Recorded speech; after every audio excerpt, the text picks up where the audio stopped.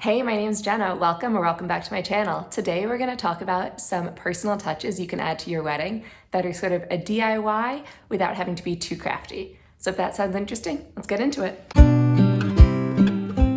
So I just got married in August 2025, and these were some personal touches that I added to my wedding.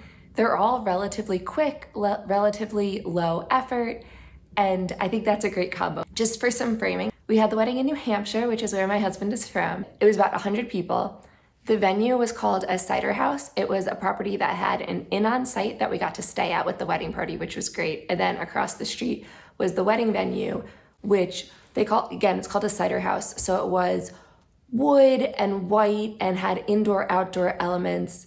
I want to say rustic, but it was more like elegant than rustic, but definitely had like a woodsy feel because it was in the woods, which is great because I grew up in a small town in the woods, so that was perfect for me. This ceremony itself was outside under these beautiful trees, and then cocktail hour was outside, and then the wedding was sort of like an indoor-outdoor. You could either be on the dance floor in the main area or outside playing cornhole or other lawn games at the photo booth, so a pretty relaxed vibe. Okay, let's get into the personal touches that we added. The first one is, I think, my favorite. The first one was a low budget way to add a through line through our wedding decor, and that was having a wedding crest. So the way we made our crest was I did watercolor for the center of our crest. My name's Jenna, my husband's name is Curtis, and our last name, our now joint last name starts with an H. So it was the J and the C made an H, which I loved. And then I just scanned this into the computer, went on to Canva and had Canva auto-generate a wreath to go around it. And the combo of those was our wedding crest. I think this would be great for a lot of different couples, people who want a more DIY element or want to add an artsy element, or people who want to just generate one themselves. There are also a ton of beautiful artists on Etsy that can make them for you. But if you want to do it yourself, I really enjoyed working on Canva. Specifically, I was working on Canva Pro, which has an AI feature that you can ask to generate images for you. I found that very helpful. The Pro feature also, or the Pro subscription also allows you to do a lot of editing to images to make sure the colors are what you want and do smaller edits. Canva has this free 14-day trial of the Pro, which I think if you are a really organized bride and can get all of your stuff done in those 14 days, wonderful. But if you want to exceed the 14 days like I did, it was only $10 a month, $10 or $15 a month, and I could cancel at any time. So that was very worth it for me. So that's how we made the crest. How we used it was as a through line throughout different elements of the wedding. So starting with when people got their invitation, the address label that we put on the outside of the envelope had our little crest on it. It, as I'll show you, some welcome bag elements had the crest. We put it on some signage. I used this J and C to make a pattern for the background of other signage so it wasn't all just the crest.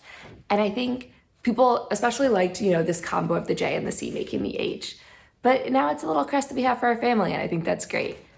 So speaking of the welcome bags, that is the second personal touch I want to show you.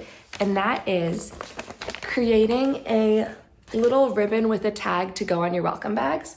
I knew I wanted to do something so that when the bags were lined up at the hotel for the hotel block, that people knew that just in case there were two weddings, that one was ours.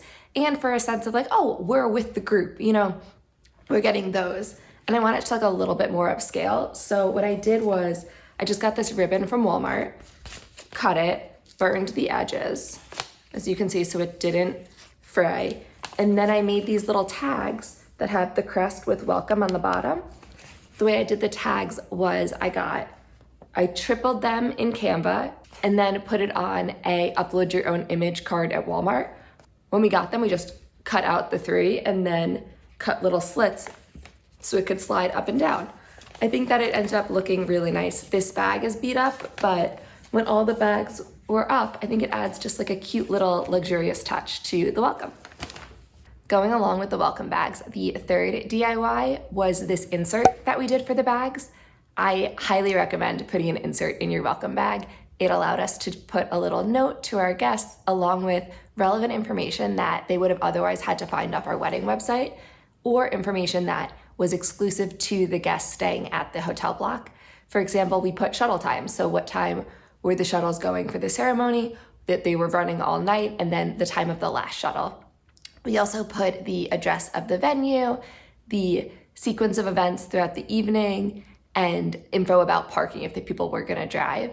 And I think that was just a great way to welcome people and give them some info that they could have at their hands rather than having to go find the wedding website.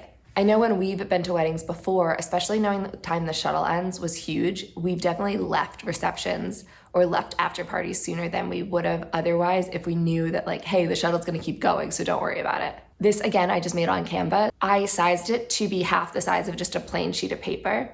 I added all of the images just from Canva's design tool and then printed them out and just cut them in half with a paper cutter. So it's pretty cheap because it's just the cost to print them and it was only half the cost. So I only had to print like 25 of them.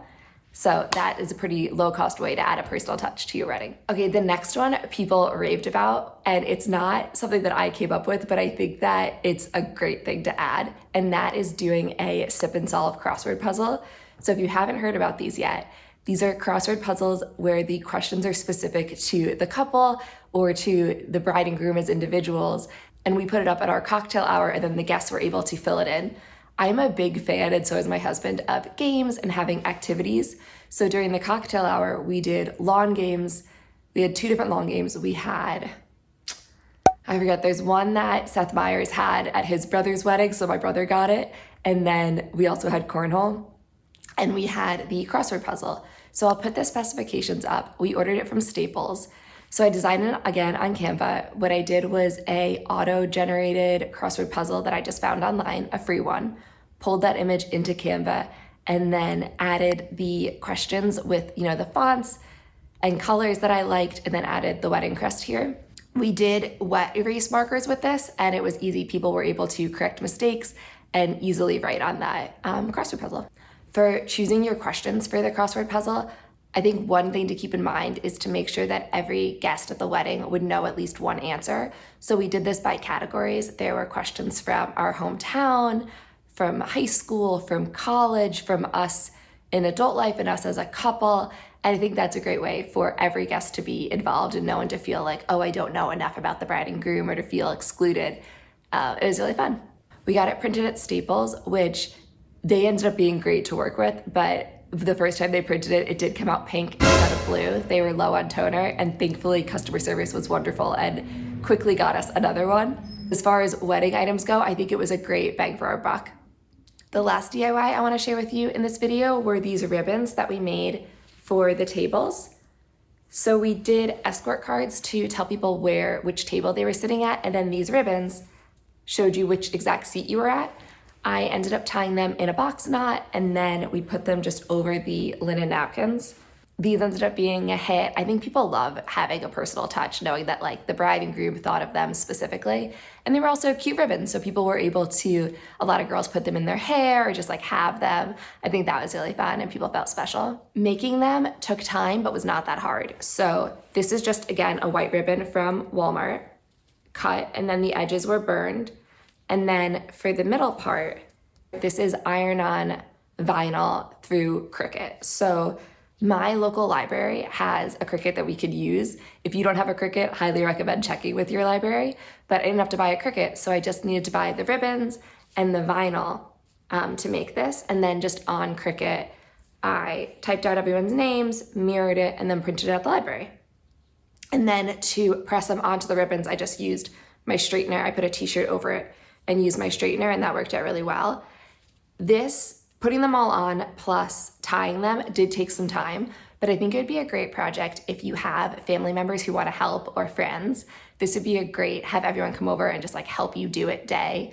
Or the way we did it was just like watching TV and working on a project for the wedding, which is like a fun bonding thing and like a low stress way to, feel productive with the wedding. I will say that Cricut usually has a cost to use their app, but there's like a 30-day free trial.